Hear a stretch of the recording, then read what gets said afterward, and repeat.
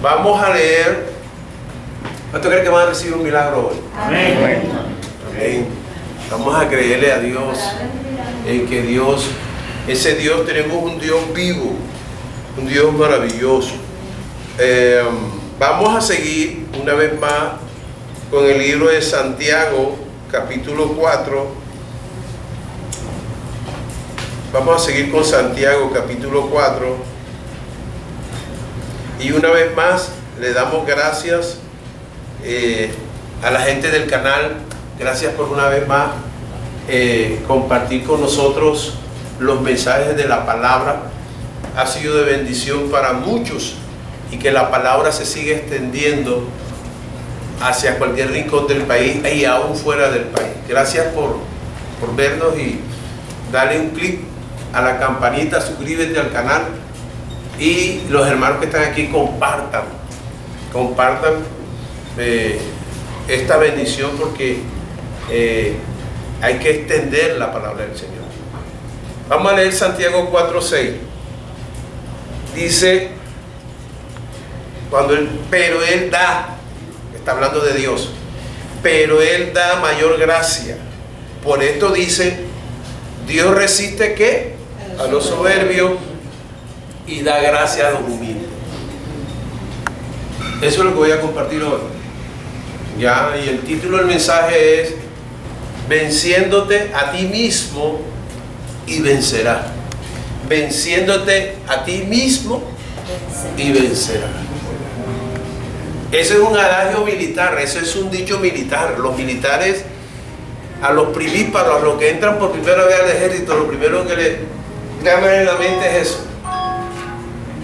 ¿verdad? Porque cuando alguien va al ejército, yo imagino que para ellos es disciplina, exigencia y lo primero que los altos mandos militares les enseñan a sus súbditos es eso, a quitarte todo ese poco de capa rara o esos pensamientos que tú no puedes, pero tú sí puedes. Yo quiero que tú le digas al que está al lado, tú sí puedes, dile, tú sí puedes, ¿eh? Tú sí. Algún día voy a aprender. Ok. Una de las situaciones que más afectó al hombre cuando el hombre decidió distanciarse de Dios en el paraíso, ¿qué fue lo que más afectó en la caída del hombre?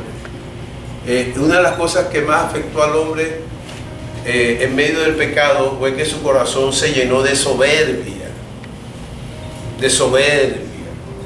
¿verdad? Su autosuficiencia se llenó de egoísmo. O sea, el simple hecho de que el hombre quería tener los mismos derechos del Altísimo era una irreverencia contra Dios. ¿Ya?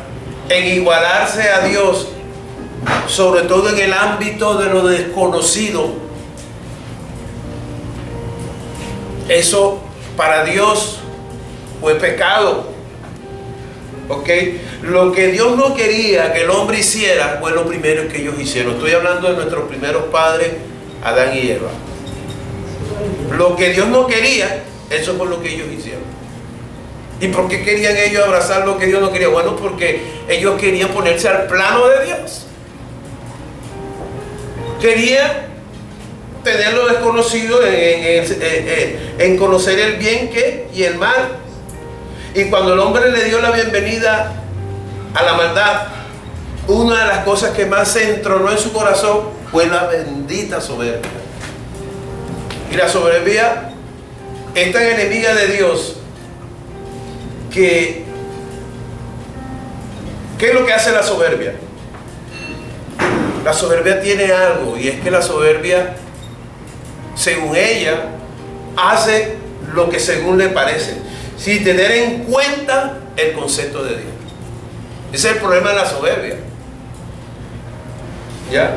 En cualquier circunstancia, cuando la soberbia o nuestra autosuficiencia está en nuestros corazones, hacemos la cosa según ¿qué?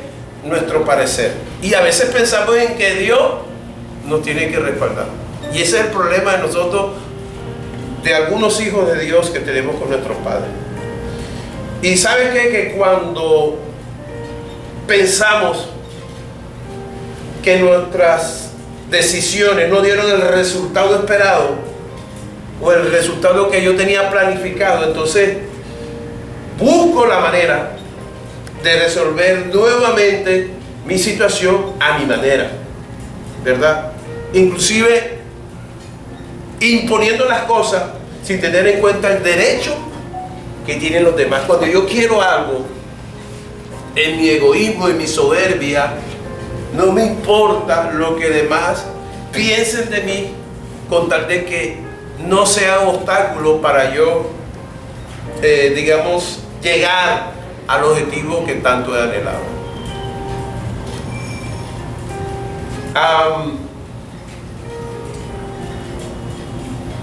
El soberbio piensa y dice,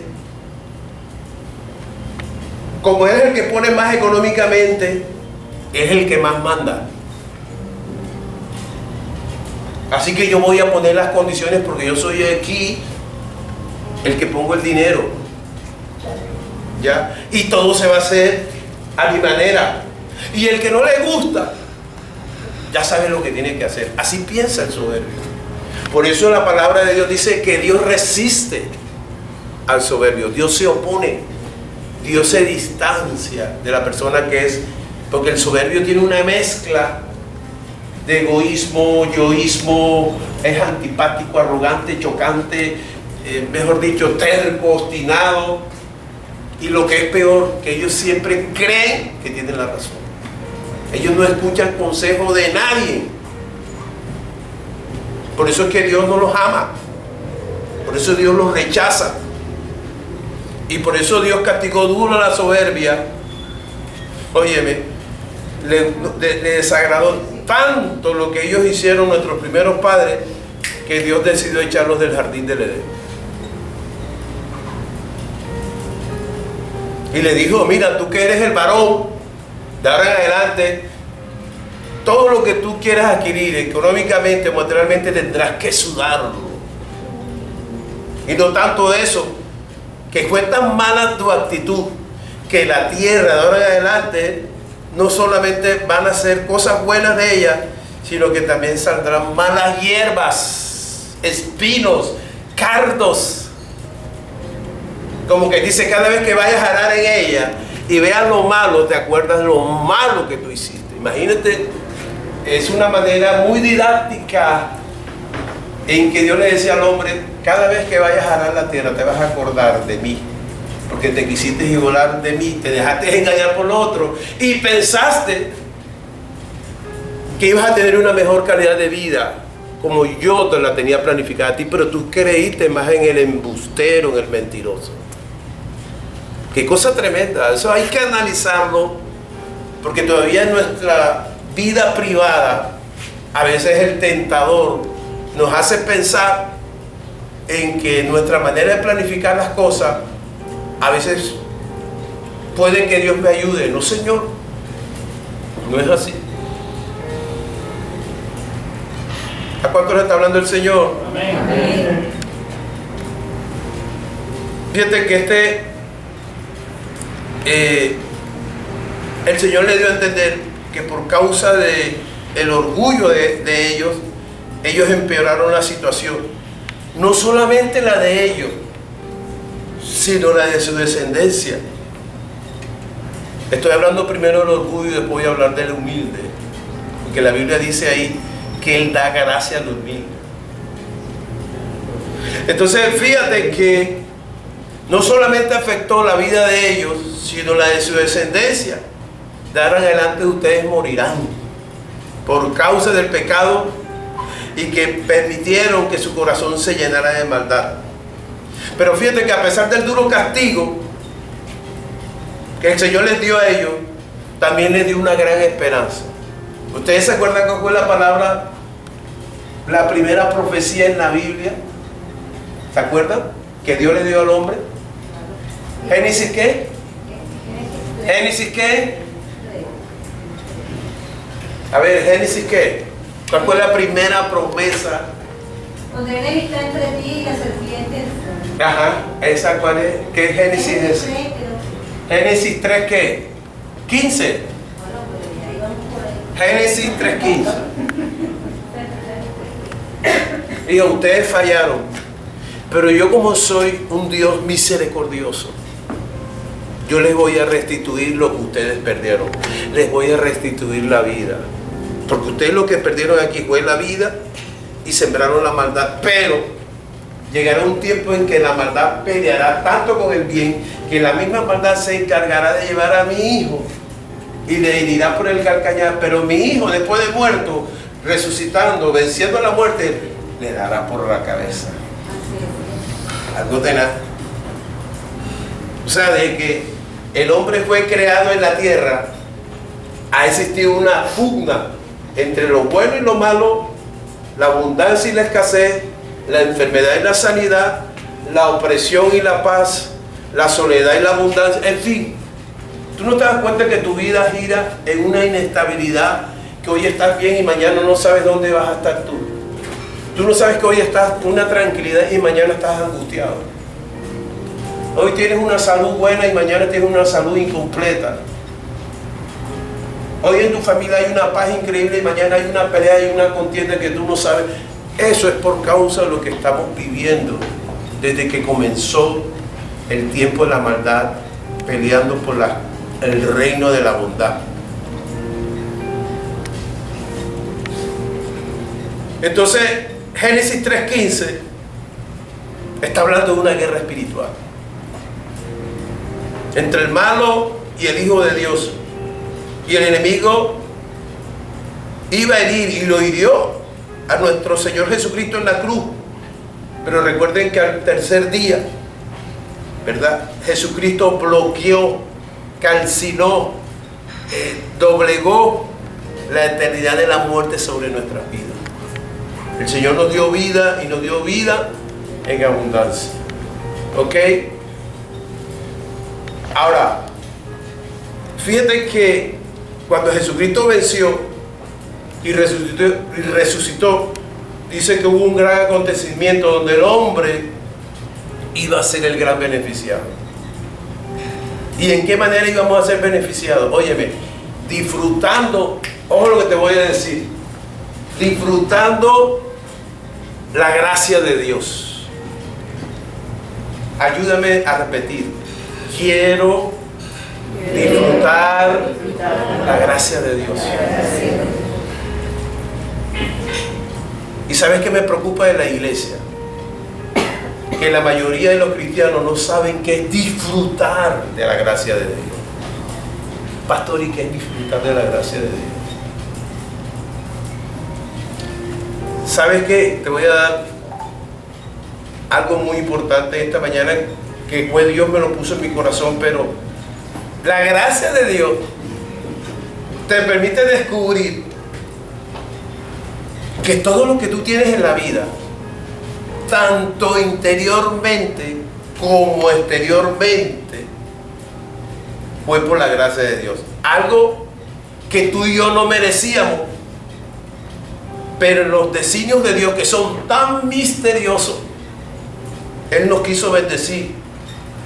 Es decir, que el poder del Espíritu Santo está morando en nosotros. Óyeme. El poder del Espíritu Santo está morando en nosotros. Eso es gracia. Como hay una pugna de emociones, hay una pugna de maldad, porque al final la iglesia va a ser perseguida. Entonces Él nos dio poder de tener el Espíritu Santo morando en nosotros.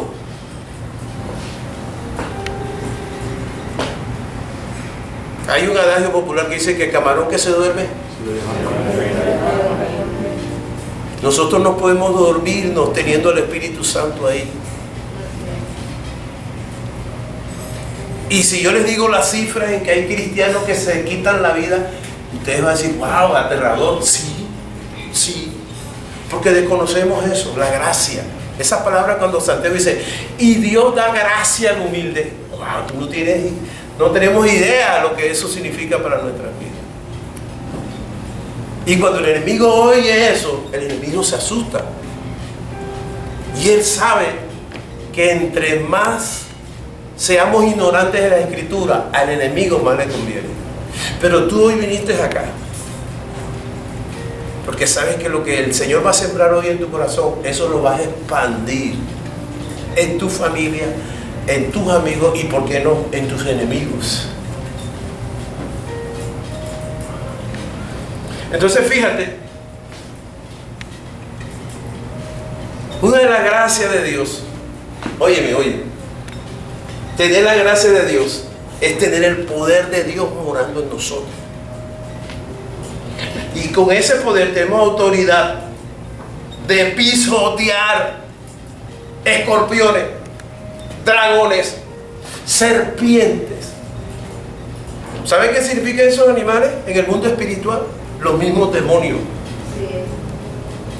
Aquellos que te roban la paz, aquellos que te enferman sin tú darte cuenta, aquellos que quieren dividir a tu familia, aquellos que te tratan de atormentar tu pensamiento. Sin embargo, aquí la Biblia me dice que yo tengo autoridad sobre los espíritus de la maldad. Es decir, tenemos derecho a caminar sobre ellos.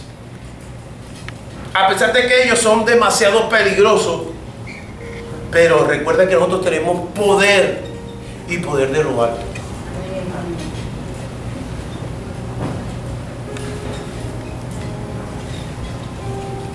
Y no solamente tenemos poder de lo alto, y no solamente tenemos poder sobre los espíritus malos, sino que también tenemos, óyeme, poder sobre las enfermedades.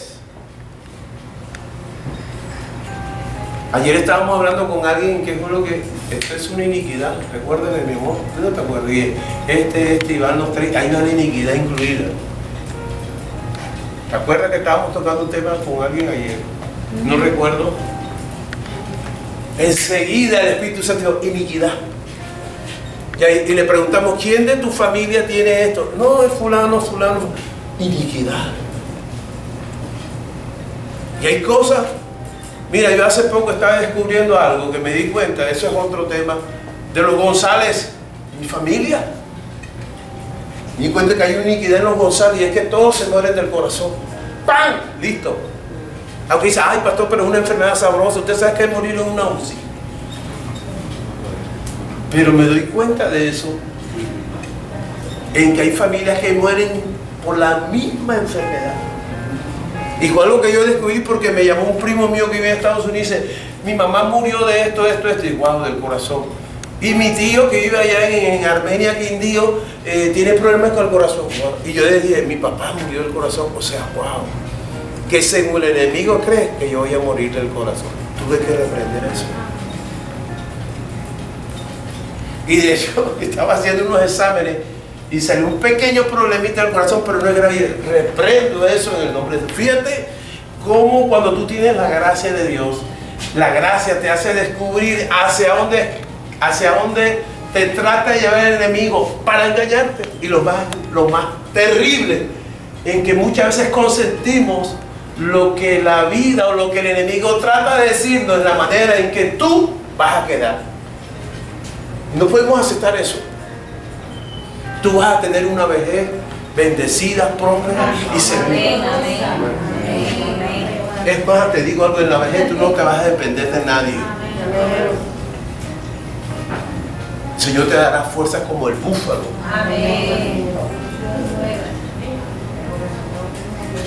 Dice el profeta Jeremías, yo soy Jehová tu sanador. No te canses.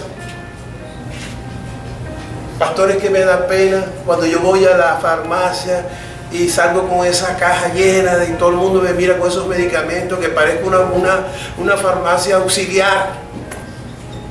No te dé pena, declara, Señor, tú eres mi sanador. Pastor, si usted viene a mi mesita de noche, ya no le cabe ni un vasito de agua, tanto medicamento, a la 1 de la mañana, a la otra, a las 2, a las 3, a las 4. Mire, no se canse por eso. Te declare, algún día todos esos medicamentos van a desaparecer de esa mesita de noche. ¿Por qué, pastor? Bueno, porque Jeremías dice que Jehová es tu sanador. Dios te va a sanar. No se canse. Pastor, pero es que yo llevo 10 años. No importa. El ladrón no se salvó en último minuto. Se salvó.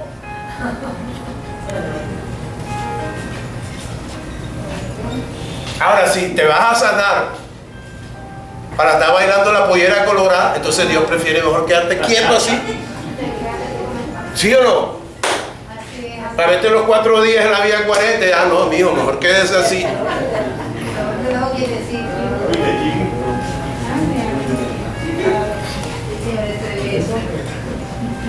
Fíjate que cuando la palabra de Jeremías dice que Él es nuestro sanador, está diciendo que a través de Jesucristo Él nos dio autoridad sobre todas enfermedades difíciles de curar. Nos dio la autoridad para que nosotros estemos orando a aquellos que han perdido la vista, aquellos que no pueden escuchar, aquellos que no pueden, aún que están muertos, nosotros tenemos autoridad de resucitarlos. Aún los paralíticos se levantarán. ¿Cuántos lo creen? Amén. Y no te vayas a asustar lo que te voy a decir. Te estoy hablando de por qué Dios nos dio la gracia. Cuando Jesucristo dijo en Hechos 1:8, recibiréis poder de lo alto, era que Él sabía que ese poder tú y yo lo íbamos a necesitar, porque íbamos a tener que ataques. Y se les voy a dar poder. ¿Y por qué Dios nos va a dar poder? Bueno, porque vamos a tener ataques. Él no lo dijo. Dijo, he aquí que yo los envío en medio de ¿qué? De los lobos. Él no nos va a poner a pastorear rebaño. Nos va a mandar en medio de los lobos. Y he visto unos lobos sin vergüenza abrazando a las ovejitas. ¿Tú sabes qué, mi amor? Yo me voy a bautizar por ti. Y la ovejita, ay, tan lindo. Un lobo disfrazado de oveja. Mira, nos dio tanto poder que nos dio poder sobre la naturaleza. Josué oró en medio de la guerra. Óyeme, Josué oró en medio de la guerra cuando Israel tenía pelea contra Amalek y se estaba ¿qué? Oscureciendo. Y Josué le dijo al ejército, mira, ya va a oscurecer. Y Amalek es experto en oscuridad. Y dijo que Dios le pidió ayuda a Dios. Dijo, Dios, yo necesito que tú me detengas el avance de la oscuridad y que el sol se detenga. Bueno, en una interpretación de ellos, pero no es el sol. En ese caso, ¿qué es, suegro? La tierra. Pero la Biblia lo explicó. Y José dijo, sol, detente. Y el sol se detuvo. Y al final ganó la guerra Josué. Y todo lo que tú crees, si tú tuvieras fe como un grano de mostaza, no es porque tú y yo no lo merezcamos, sino por su misericordia Él nos da poder. Y tú tienes poder en el nombre de Jesús, porque has hallado gracia delante del Señor.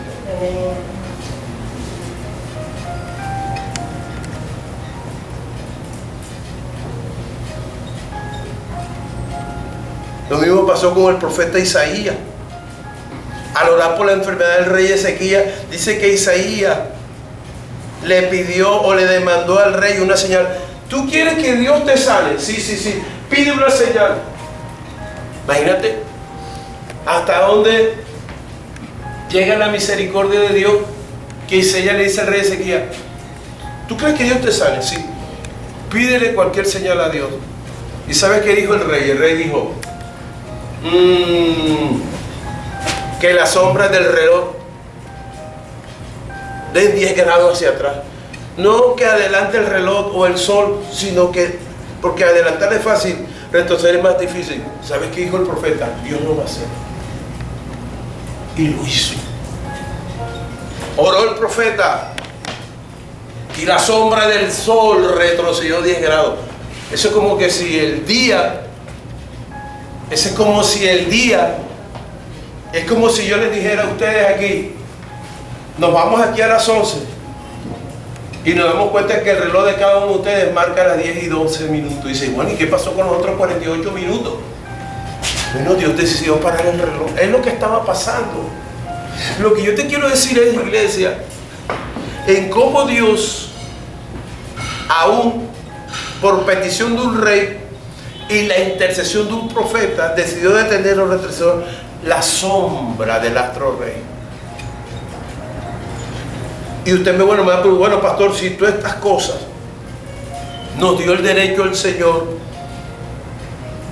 si todas estas cosas Dios nos las ha dado, que vamos a orar por los enfermos, que vamos a detener la naturaleza, que vamos a echar fuera a los demoniados, los que están endemoniados, pastor, pero yo oro y no pasa nada. Yo oro, ni las moscas se mudan, se espantan. Las moscas me irrespetan. ¿Qué pasa ahí, pastor? No veo nada. Y tengo toda la fe del mundo, pero Dios no me responde. Es más, yo oro y me sucede todo al revés. Entonces yo prefiero mejor no orar. Lo que pasa es que ahí falta algo. Y ahí es donde yo quería llegar. Tú y yo podemos tener toda la fe del mundo, pero nos falta carácter.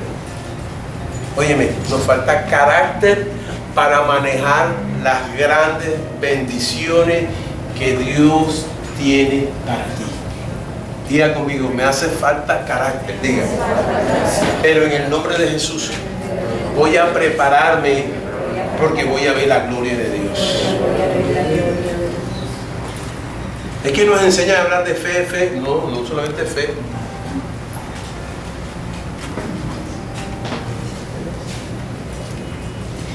Ahora, ¿qué te quiero decir yo con esto, iglesia?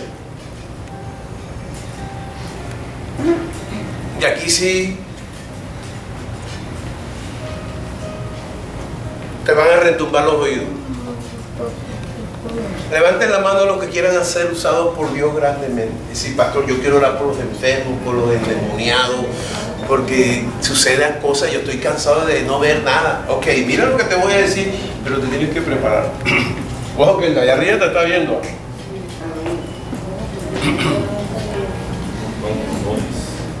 Ojalá tuvieras una libreta. Bueno, ahí está el video, hay que lograrlo. Primer punto.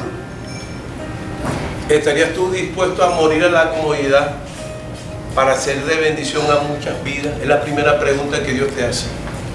¿Estarías tú dispuesto a sacrificar tu comodidad, tu estilo de vida, por la bendición de otros? Eso sería una buena pregunta. Lo segundo, ¿cómo está tu tolerancia en tu vida cuando muchos quisieran apretarte a que tú lo bendigas, a que tú los ores y los bendigas? ¿Cómo está tu tolerancia? Eso es clave. Te voy a decir algo, dice Isaías, que la gente te seguirá por causa del nombre de Dios. La gente te seguirá, pero tienes que tener tolerancia. He visto grandes líderes, y hace poco vi el video del líder católico que una mujer le quiso coger el brazo y le dio un zapatazo que no la soportó. He visto pastores orgullosos, activos, porque cuando Dios nos empieza a usar, entonces hay que tener la gente así a raya. Por eso es que es importante la humildad. Todo esto lo produce la humildad. Tú puedes tener, yo conozco gente con fe, pero conozco gente con fe y soberbia. Y Dios obra, no por la soberbia, sino por la fe en su nombre. Así es. Pero Dios más necesita un corazón humilde como el tuyo. Entonces, primero, sacrifica tu comodidad.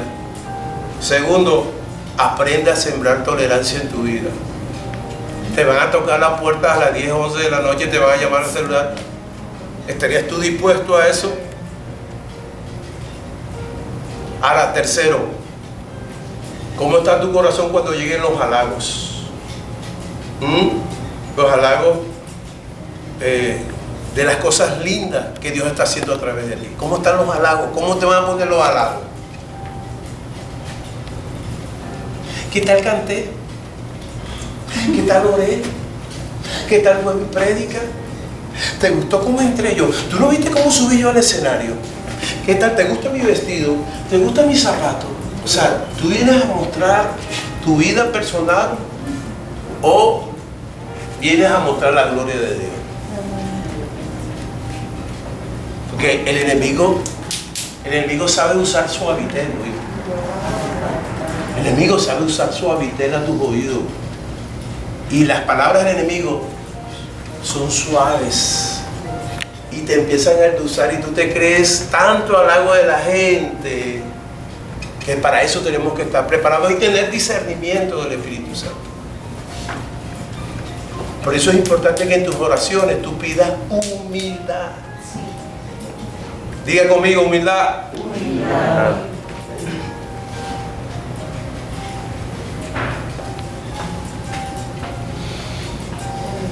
Cuando en tu corazón lleguen los halagos de la gente, estarías tú firme a darle la gloria al Espíritu Santo y no tratar de robarle la gloria de Dios de una manera sutil. Porque yo conozco gente en el púlpito que habla más de ellos que del Espíritu Santo. Tú tienes que prepararte, porque Dios te va a preparar. ¿Ok? Muchas veces no estamos preparados o no pasamos por alto una ofensa. ¿Ok? ¿Estás preparado cuando la gente te haga una ofensa?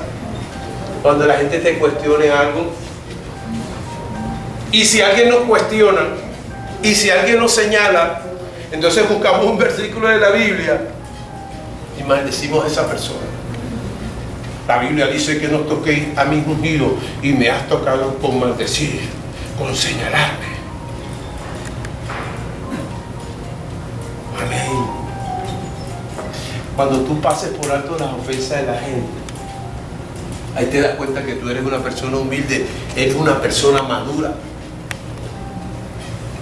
Amén. Una vez escuché yo a un pastor muy conocido en la Biblia, a un pastor muy conocido en el habla hispana, donde dijo una locura que ni siquiera existe en la Biblia. Él dijo que cualquier pastor que abandonara la cobertura de él iba a tener un gran traspié en su ministerio, como quien dice, Dios lo iba a maldecir por separarse de su ministerio. O sea, él se creía el mismo Dios personificado. Mira, nosotros hemos tenido, mi esposa sabe, una vez vino a tocar un músico con nosotros, y él toca con nosotros, dice, yo quisiera, pero mi pastor no me deja, me tiene en disciplina. ¿Pero por qué te tiene el pastor en disciplina? No, porque una vez llegué tarde a tocar a la iglesia y yo no tengo por 60 días, así fue que digo, mira, por 60 días no puedo tocar en ninguna iglesia. Y Dios mío, ¿cómo matamos por falta de preparación? ¿Cómo matamos la vida de las ovejas? ¿Cómo trituramos el sueño, la inspiración? Y yo estoy de acuerdo con el gobierno, a eso sí estoy yo completamente con el gobierno, que todos los pastores necesitan prepararse de manera teológica, de manera profesional, de ver tantas barbaridades que hacen con las ovejas.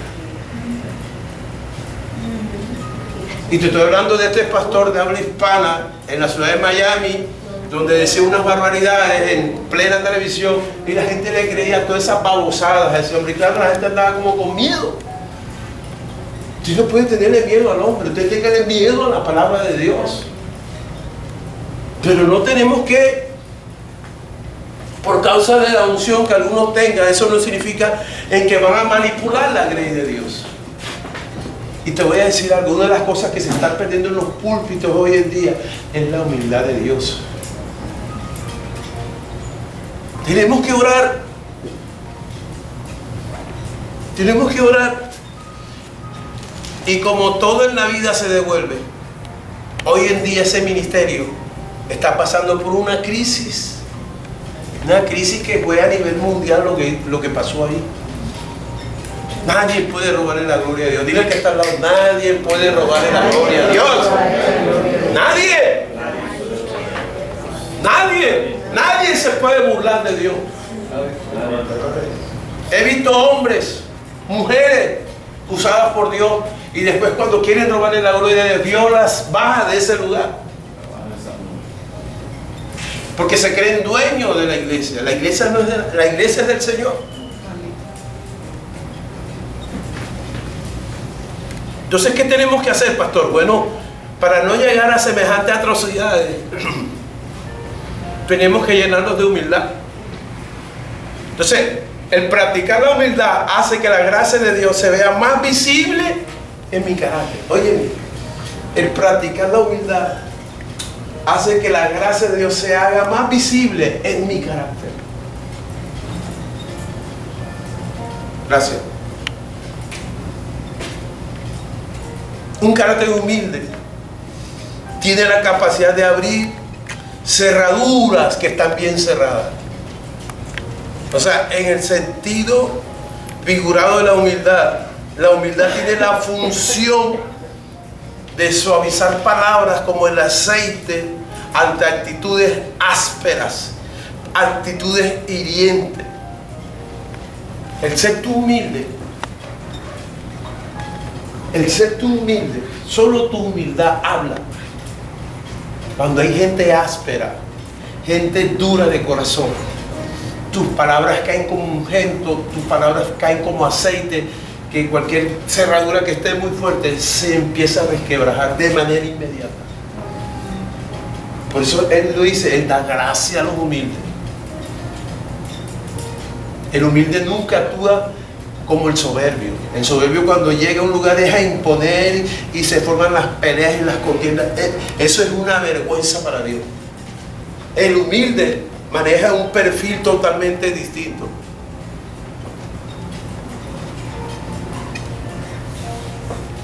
El de carácter humilde no se deja arrastrar fácilmente por la corriente de la ira, del enojo. Fácilmente no se deja arrastrar. El humilde no pierde el tiempo en necedades. Sabe invertir su tiempo en circunstancias que siempre le dejan una gran enseñanza. La humildad no nace en nosotros. Quiero que sepas eso. Eso no nace. Eso se va formando. Porque el hombre la perdió cuando nuestros primeros padres pecaron en el jardín. La humildad se perdió. Y algunos tratan de ser humildes, pero no lo son. Porque siempre la vanidad, el pavo real, de cualquier manera sale de nuestras vidas, hasta de manera disimulada, que por mucho que lo disimulemos, se nota. El soberbio es como la persona enamorada. ¿No se dan cuenta cuando una mujer está enamorada, un hombre está enamorado? Que disimula, pero la gente se da cuenta. ¿Sí o no? Hay tres cosas que no se pueden ocultar en la vida: el hambre, la rasquiña y el estar en la persona enamorada.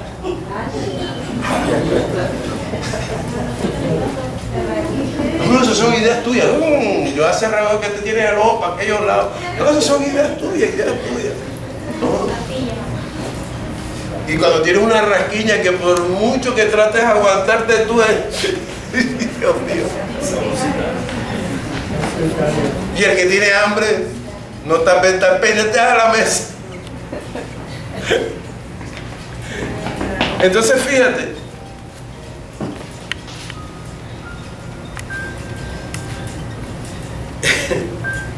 oye, la gente tiene una mala interpretación de las personas humildes. La gente piensa que los humildes, los que son humildes, estoy hablando de carácter, son personas frías y calculadoras. No. Ellos no son fríos y calculadores. Ellos son personas muy analíticas y saben qué palabra administrar para ellos restaurar una vida. El humilde prefiere escuchar más que hablar. Una de las características del soberbio es que todo cree que él solo tiene derecho de hablar, los demás lo escuchen. El humilde no. El humilde no. El humilde sabe respetar, sabe escuchar. Eso es un arte. Escuchar es un arte.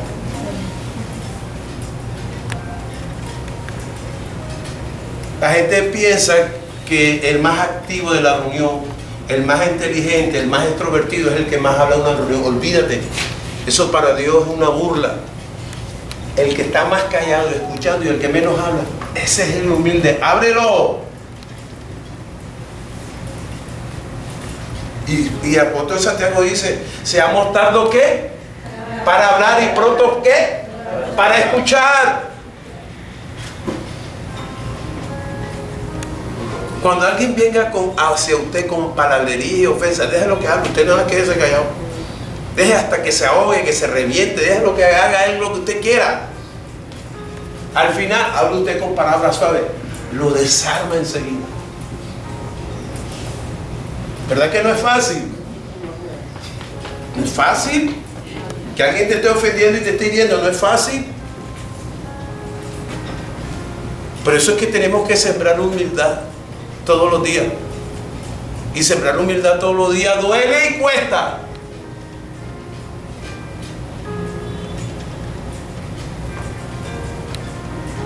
El humilde mantiene una calidad de vida mejor que el resto de las personas. Él sabe que todas las cosas le ayudan para bien. Romanos 8:28. Todas las cosas nos ayudan para bien. Él sabe que cada traspié en la vida es para seguir desarrollando los talentos que su creador le ha regalado. Ese es el humilde. Óyeme, tremendo, ¿no? Él dice, ¿para qué me voy a complicar la vida? Hay un obstáculo, hay un inconveniente. Bueno, ¿qué tengo que hacer yo? Desarrollar el talento que Dios me dio. Y ya. No tengo que reclamar, no vengo que te voy a demandar. No, así no. ¿A cuánto le está hablando el Señor?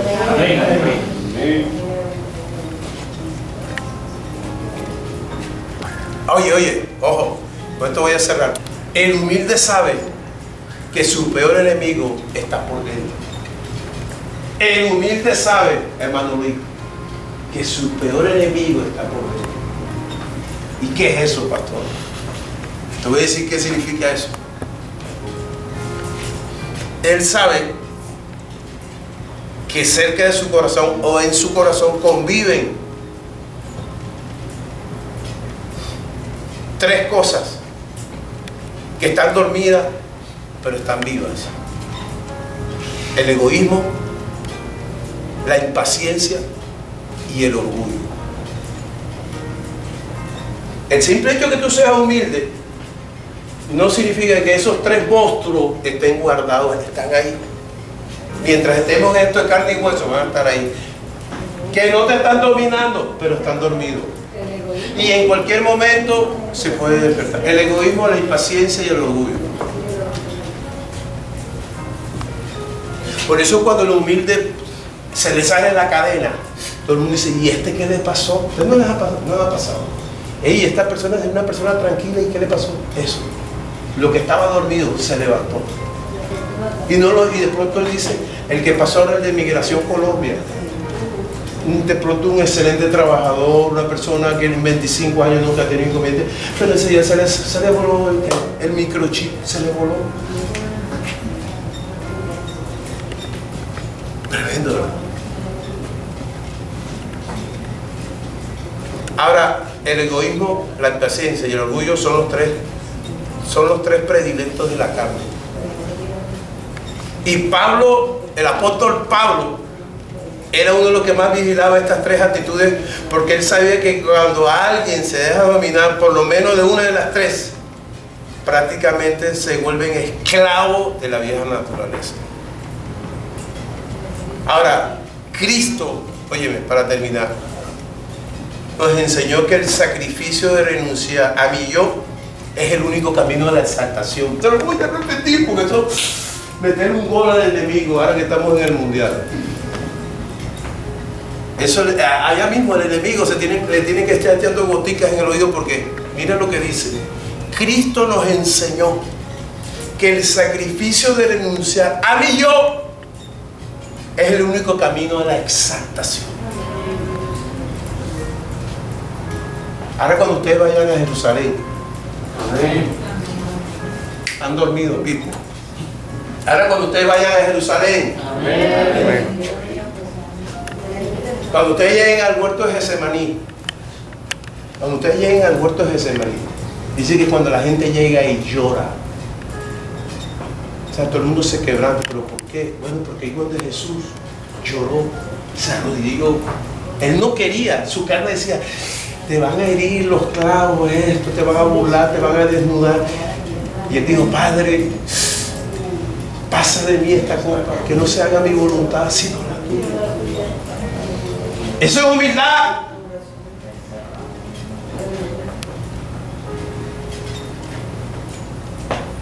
¿Verdad que duele la humildad física?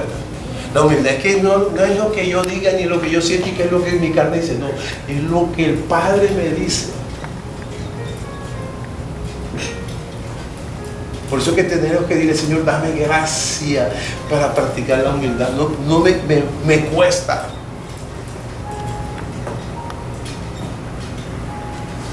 Vivir la humildad cuesta. ¿Ok?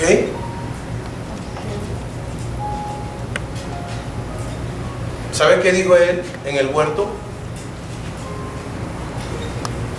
Cuando él habló de esa manera, él estaba colocando la cruz por delante. Oye, la cruz por delante. Cuando él oró, él no miró la corona, él miró la cruz.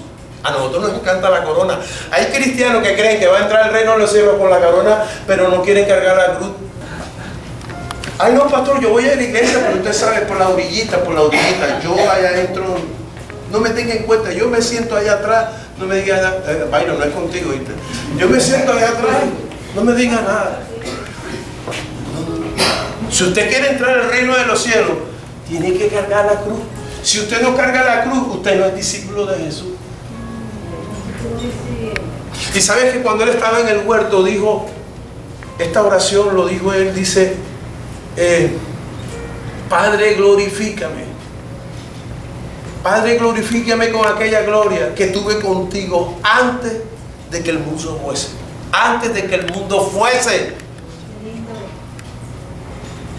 O sea que esta oración de Jesús nos enseña a pedir de manera diferente como hace la mayoría.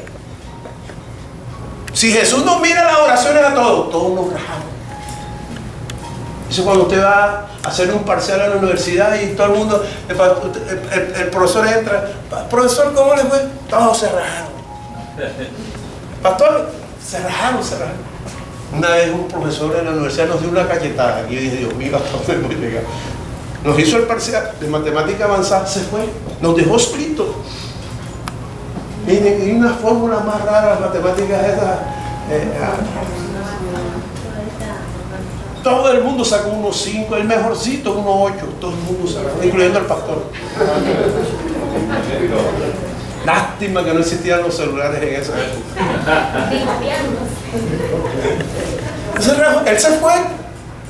Bueno, así, si Jesús mirara la oración de nosotros hoy, qué decepción. Porque lo que Jesús nos enseñó a orar, cuando Jesús oró en el huerto de Getsemaní, era diciendo, óyeme, ¿cómo oraríamos nosotros cuando tenemos una prueba? Señor, consuélame, ayuda, que nada de estas cosas me vayan a acontecer. Es más, reprendo al diablo.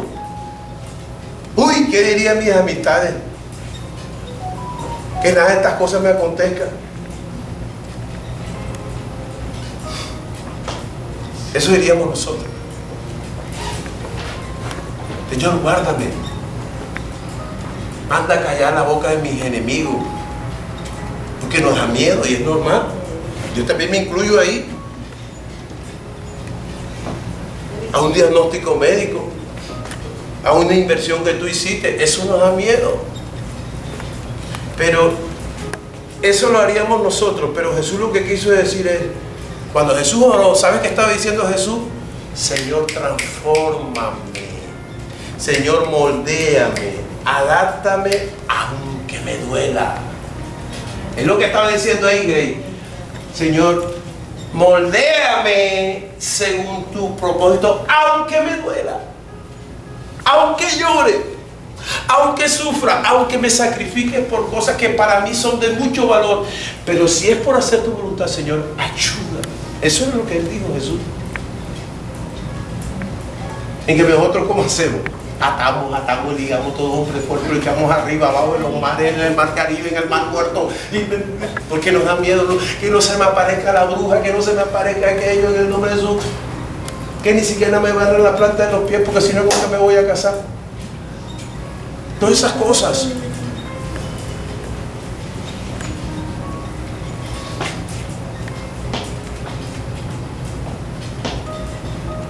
Mira, cuando tú empiezas a orar de una manera humilde y no según lo que tú quieras que Dios haga contigo, entonces estás madurando de manera rápida en las manos de Dios.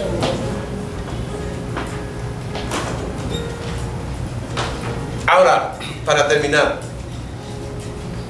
si me cuesta orar de esa manera, uy pastor, pero justo diablo, si me cuesta orar de esa manera, entonces me doy cuenta que el mayor obstáculo soy yo. ¿Te das cuenta? ¿Me hago entender? Soy yo, no es la gente. Cuando tú y yo estamos viviendo momentos de fracaso, estamos viviendo momentos de incomprensiones, que las cosas no me salen, en que mis relaciones no están funcionando, en que mis oraciones no son tan efectivas, entonces, como llama uno en psicología, busca uno proyectarse en aquellos que no me dan la mano, en aquellos que les pedí un favor y me cerraron la puerta. Entonces, por ellos es que yo estoy así. Pero no son ellos, no es la gente. El problema soy yo. Que Dios esté utilizando a la gente, sí, para que yo muera mi orgullo y me llene de la gracia de su humildad. Por eso cuando los hermanos de José dijeron, José, perdónanos. Perdónanos porque te hicimos tanta maldad y te vendimos. Y te vendimos. Y perdiste tu juventud en no estar con nosotros. No jugamos más bolita uñita, no jugamos más trompo, no jugamos el escondite porque te vendimos. Te perdiste en los jugos de corozo que hacía mi papá, los jugos de limones. ¡Te echamos! El día que se graduó Rubén, el día que se graduó Dan, no estuviste en los grados de nosotros porque te vendimos. Perdónanos, José. ¿Sabes? Este hombre maduro en el Señor dijo, ¿sabes qué? Yo a ustedes no les voy a hacer ninguna maldad. Porque todo esto lo permitió mi Padre para yo preservarle la vida a ustedes. Eso es hablar con humildad. Nos gusta hablar temas esos bonitos de José porque, ay, qué lindo saltar del suelo al éxito inmediato. Eso no existe. Los procesos de Dios duelen. El practicar la humildad. Una vez tengo un amigo mío, mi esposa sabe que dice, nos sentamos y dice, oiga, pastor, usted sabe que yo soy humilde. Ya perdió. El que diga que es humilde ya perdió. Y yo me di cuenta que él no es humilde. Porque él dice que humildad es hablar con el que borra los zapatos, el que vende jugo de corozo, el que vende... Él, según él, el humilde es ese. El que habla con Raimundo, eso no es humildad. Porque Pablo Escobar hablaba con los humildes y ayudaba a los pobres, ¿o no? Amén. Bueno, Padre, te damos gracias en esta mañana. Te bendecimos. Te damos gloria y honra. Tu palabra es buena. Tu palabra es dulce. Te pido por muchas familias hoy que están enfermas. Llévate esos problemas de garganta, esas virosis de la garganta, toda fiebre, toda gripa. Llévate esos cambios climáticos, esos calores de 36 grados y de pronto entra la lluvia, de pronto en la noche entra una brisa helada. Y bueno, no todos estamos preparados para eso. Yo te pido por este pueblo que está aquí, que la gracia de Dios vaya sobre ti, que la humildad de Dios vaya sobre tu vida, que el poder del Espíritu Santo esté cada día llenando tu corazón, tu mente, que en el nombre de Jesús el poder del Espíritu Santo sea obrando en tu vida. Dios obrará contigo. Mira, no te asustes, que el Señor va a obrar lo que te prometió, lo va a hacer. Todas las cosas que estás viviendo, todas las cosas que estás experimentando es por su gracia.